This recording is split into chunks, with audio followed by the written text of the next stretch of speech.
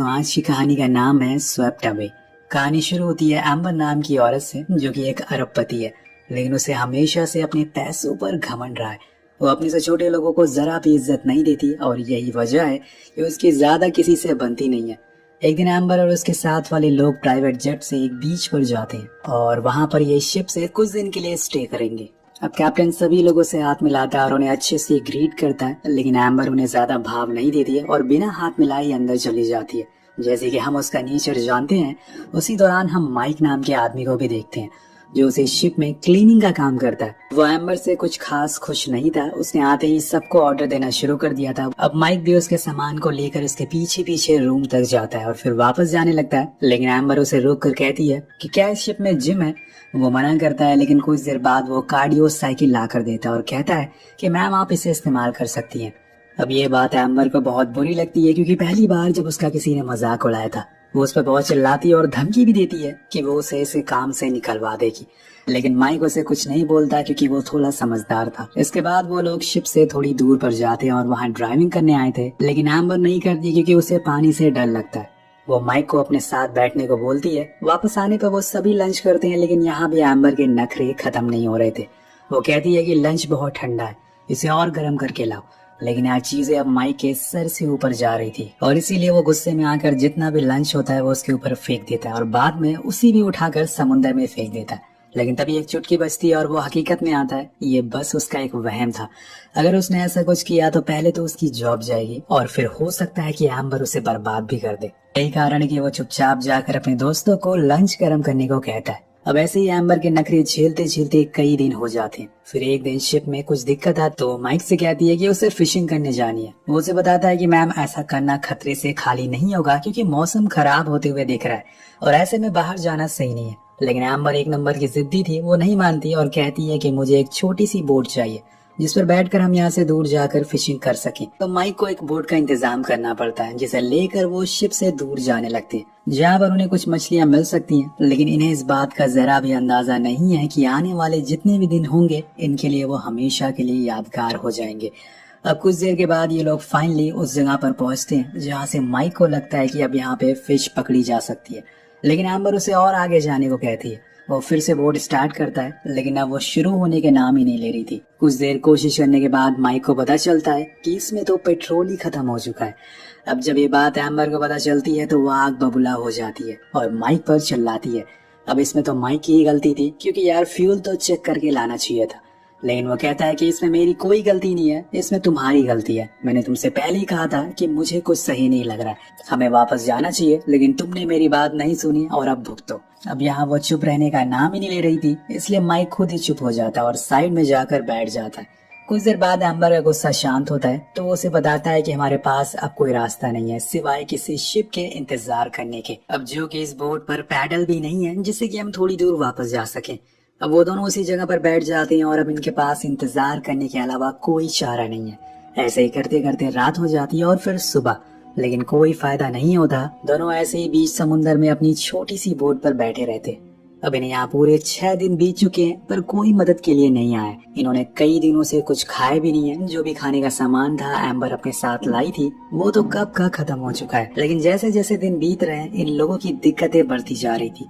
इसी वजह से एक दिन एम्बर गुस्से में उठती है और माइक पर ही चिल्लाने लगती है। तभी उसे एक बंदूक मिल जाती है, पर उसे लगता है कि ये किसी तरह की फ्लेयर है, इसलिए वो चलाने लगती है। लेकिन माइक उसे बताता है कि जो तुम ये समझ रही हो वो चीज नहीं है, लाओ मुझे वापस कर दो। और इसी हाथापाई में गोली चल जाती है जो सीधा बोट पर लगती है, जिससे अब धीरे धीरे इनकी बोट की हवा निकल रही है, जिसकी वजह से एक हिस्सा पानी में डूबने लगा है। वेल, अभी तक इनकी मुसीबतें कम थी, ये और आ गई थी। उसी रात तेज बारिश होती है और तूफान भी आता है। दोनों उस बोट को पकड़कर जैसे तैसे सरवाइव कर लेते हैं। जब सुबह होती है तो उनकी किस्मत चमक चुकी थी, क्योंकि सामने एक आइलैंड था। फाइनली दोनों बोट को हाथ पैर मारते हुए उस आइलैंड तक पहुंचते हैं। लेकिन वहाँ पहुंचते ही माइक कहता है कि अब एडवेंचर खत्म हुआ। तो एम्बर कहती है कि हाँ, अब तुम्हारा एडवेंचर शुरू होगा, क्योंकि जब मेरा लॉयर तुम्हें जेल भेजेगा। लेकिन अब माइक को पता था कि यहाँ से निकलना इतना आसान नहीं है। पहले तो इन्हें लगता है कि जरूर इस आइलैंड पर कोई होगा, लेकिन थोड़ा छानबीन करने के बाद इन्हें पता चलता है कि ये बुरी तरह से एक डिजर्ट आइलैंड पर फंस चुके हैं। एम्बर का ऐसा बर्ताव देखकर वो उसे वहीं छोड़कर अपने रास्ते निकल जाता है और कहता है, तुम्हें मेरे से ज्यादा दिक्कत है ना, तो आज से हम लोग अपने अपने रास्ते निकल जाते हैं। वही माइक अब उस आइलैंड पर कुछ हेल्पफुल चीजें ढूंढने लग जाता है जिससे कि उसका थोड़े दिन तो गुजारा हो जाए। शुरुआत में उसे कुछ नहीं मिलता, लेकिन कुछ ही देर बाद उसे एक झोपड़ी मिल जाती है और कुछ बॉटल्स भी, जो किसी इंसान की थी, शायद पहले यहाँ पर वो भी फंसा हो। अब यहाँ उसके रहने का इंतजाम तो हो गया था, इसके बाद उसे अपने खाने का जुगाड़ करना पड़ेगा। अब पास में ही समुंदर था तो उसे ज्यादा ढूंढने की जरूरत नहीं है, लेकिन उसे थोड़ी मेहनत तो करनी पड़ेगी। इसलिए वो सबसे पहले एक नुकीले हथियार बनाता है जिससे कि वो फिश को पकड़ सके, और फिर बड़ी चालाकी से एक फिश को पकड़ लेता है और आकर उसे घर के पास आग जलाता है और आराम से खाने लगता है। वहीं दूसरी ओर एम्बर ने पूरे आइलैंड का चक्कर लगा लिया था, लेकिन उसे कहीं कुछ दिखाई नहीं दे रहा था। उसने अपनी पूरी जिंदगी एक एसी रूम में बिताई थी और एक चुटकी बजाने से उसे सब कुछ मिल गया था, लेकिन यहाँ पे उसे अपना गुजारा करने के लिए उसे अपने साहस और दिमाग की जरूरत पड़ने वाली है, जो कि उसके पास है ही नहीं। असल में दोस्तों, आपको इस कहानी में दो पहलू देखने को मिलेंगे। पहला ये कि कैसे ये गरीब आदमी अपनी जरूरतों को पूरा करने के लिए कोशिश करता है। अब इतनी देर चलने के बाद एम्बर थक कर वहीं बैठ जाती है। तभी उसकी नजर माइक पर पड़ती है, जो आराम से फिश खा रहा था। उसे देखकर एम्बर को जलन होने लगती है, लेकिन उसे भूख भी लगी थी, इसलिए अब उसे ईगो छोड़कर माइक से खाने की रिक्वेस्ट करनी होगी, क्योंकि अगर वो ईगो में रही तो भूखी मारी जाएगी। वो उसके पास जाती है और रिक्वेस्ट करती है कि एक मछली मुझे दे दो, लेकिन वो मना कर देता है क्योंकि उसमें जो उसके साथ शिप पर किया था वो अभी भूला नहीं है, और अब वो इतनी आसानी से उसे खाना तो नहीं देने वाला है। वो जाने लगता है, लेकिन गुस्से में एम्बर उस पर मिट्टी फेंक देती है और ये माइक से बर्दाश्त नहीं होता। वो सीधा एक उसे चाटा जड़ देता है और कहता है कि अगर तुम्हें खाना चाहिए तो मेरी कुछ शर्तें हैं जो तुम्हें माननी होंगी। पहली शर्त कि तुम दोबारा मेरी बेइज्जती नहीं करोगी। दूसरी, यहाँ बॉस मैं हूँ, अगर तुम्हें कुछ चाहिए तो तुम्हें उसे कमाना होगा। तीसरा ये कि अब से तुम मेरे सारे कपड़े धोगी और मुझे मास्टर कहकर पुकारोगी। मतलब दोस्तों, माइक उसे सही बदला ले रहा है। अब एम्बर मान जाती है क्योंकि उसके पास कोई ऑप्शन नहीं था, इसलिए अब उसके सारे काम करने लग जाती है, लेकिन गुस्से में। अब माइक मछलियां पकड़ कर लाता है और वो उसे बनाती है। इसके बाद वो उसके कपड़ों को भी धोती है और कुछ दिन ऐसे ही बीत जाते हैं। वो आग भी जलाना सीख गई थी, लेकिन माइक बहुत ही रूड बिहेव करता है उससे। एम्बर के लिए वो उसे ना तो घर में सोने देता है और ना ही सही से कुछ खाने को देता है। माइक कहता है कि अगर तुम्हें सोना है तो मेरे बेड पर सोना होगा।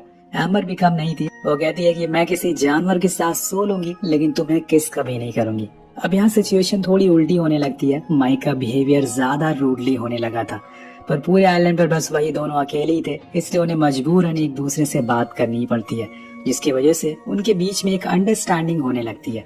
एक दिन दोनों ऐसे ही मछलियां पकड़ रहे होते हैं, उसी दौरान माइक उसके करीब आ जाता है और कहता है। अब वो अपनी सारी हदों को पार कर देता है और उससे बदतमीजी करने लगता है, लेकिन फिर रुक जाता है क्योंकि माइक को यहाँ पर एम्बर से सच्चा प्यार हो गया था। वो बस दिखाना चाहता था कि ईगो हर किसी में होता है, लेकिन अपना ईगो, अपने घमंड को अपने नीचे वाले लोगों पर नहीं निकालना चाहिए।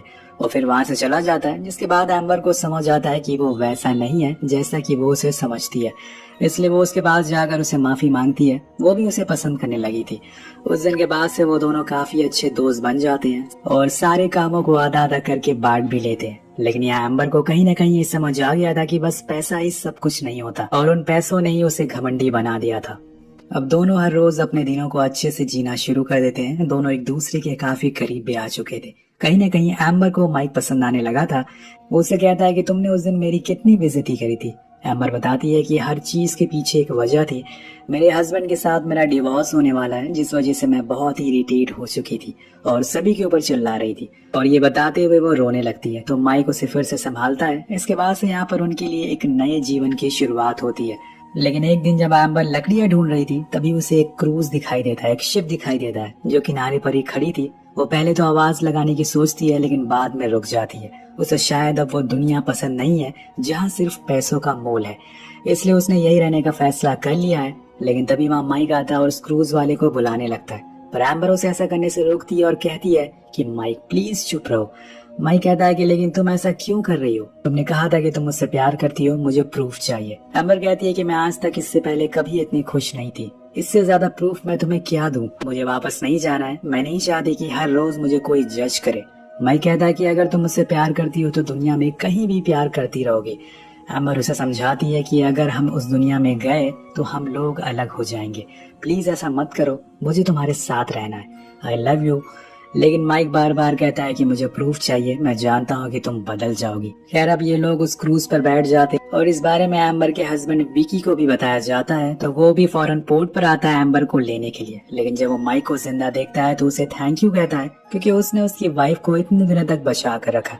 लेकिन यहाँ माइक एम्बर को देखकर एक हल्की सी स्माइल देता है और फिर वहां से चला जाता है।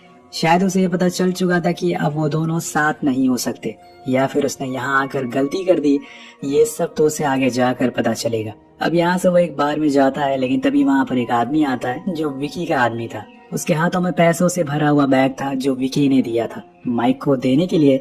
ये एक तरीके का इनाम था, क्योंकि उसने उसकी वाइफ की जान बचाई थी। लेकिन माइक उस आदमी को धक्के मार कर वहाँ से भगा देता है, पर लेकिन वो आदमी बैग वहीं छोड़ देता है और जब माइक उसके खोलता है तो उसमें पैसे भरे हुए थे, जिसे लेकर वो जाने लगता है। पर बीच में उसकी नजर एक शॉप पर पड़ती है जहाँ पर काफी सारे एक्सपेंसिव रिंग थी। माइक उन्हीं पैसों से एक रिंग लेता है, यानी कि उसने फैसला कर लिया है कि वो अब एम्बर से शादी करके रहेगा, और इसीलिए वो उसे कॉल लगाता है। एम्बर से कहता है कि मैं तुम्हें बहुत मिस कर रहा हूँ। वो कहती है कि तुम्हें जो भी फैसला लिया है मैं वो करने को तैयार हूँ, बस वो हमारे लिए सही होना चाहिए। अगर तुम चाहते हो कि हम दोनों साथ रहें तो एक लेटर लिखो, मेरे होटल के रिसेप्शन पर छोड़ दो एम्बर के नाम से। तो वो मान जाता और फिर वो उस लेटर में लिखता है कि मैं तुम्हारा कोस्ट गार्ड पर वेट करूंगा, जैसे ही तुम्हें ये लेटर मिले अपना सामान लेकर यहाँ आ जाना। जिसके बाद हम लोग ये सब छोड़कर लंदन चले जाएंगे और अपनी नई जिंदगी की शुरुआत करेंगे। अब वो उस लेटर को रिसेप्शन पर छोड़ देता है, लेकिन उसकी किस्मत शुरू से ही खराब थी, क्योंकि सुबह एम्बर से पहले वहाँ विकी आ जाता है और वो रिसेप्शन पर पड़े हुए लेटर को देख लेता है और सब कुछ समझ जाता है कि आखिर इतने दिनों तक वहाँ पर चला क्या था। इसलिए वो उसी समय एम्बर से कहता है कि चलो हमें न्यूयॉर्क के लिए निकलना है। उसे तो पता था कि माइक ने उस लेटर को लिखा होगा, लेकिन अभी तक वो आया क्यों नहीं, इसी सोच में वो डूबी रहती है। पर कुछ ही देर बाद वो चॉपर में बैठ जाते हैं और तभी भागते हुए एक लड़का आता है। उसके हाथ में एक लेटर था जो एम्बर के लिए था। वो जब उसे खोलती है तो वो असल में माइक का लेटर था, जिसमें लिखा था कि मैं तुमसे कोई प्यार नहीं करती, वो जो कुछ उस आइलैंड पर हुआ था वो बस एक टाइम पास था। लेकिन रुकिए दोस्तों, जरा ये लेटर असल में माइक ने नहीं बल्कि विकी ने लिखा है, और उसने उस लड़के से एम्बर को देने को कहा था, जिससे कि उसे ये लगे कि माइक उसे कभी प्यार ही नहीं करता और उसे धोखा देना चाहता है। और यह एम्बर को इस बात पर यकीन हो जाता है कि माइक सच बोल रहा है, उस लेटर में जो भी लिखा है वो सच है। वो पूरी तरह से टूट जाती है। लेकिन वहाँ दूसरी ओर जब माइक को पता चलता है कि एम्बर न्यूयॉर्क जाने वाली है, उसे ये लगने लगा था कि शायद वो उसे प्यार ही नहीं करती, लेकिन वो उसे एक आखिरी बार देखना चाहता था। इसलिए वो भागते हुए उसके पास जाता है, पर तब तक उसके प्यार उसकी एम्बर जा चुकी थी। वो चीखता है, चिल्लाता है, लेकिन एम्बर नहीं रुकती है और उसकी नजरों से दूर हो जाती है। वो उसकी तरफ वही रिंग फेंकता है, पर वो जाकर समुंदर में गिर जाती है और दोनों की कहानी अधूरी रह जाती है।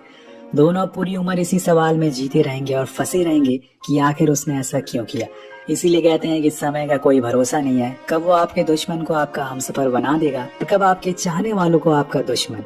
इन दोनों के साथ भी वही हुआ। इन्होंने कभी नहीं सोचा था कि इस तरह से इनकी कहानी का अंत होगा। तो आपको इनकी कहानी कैसी लगी नीचे कमेंट करके जरूर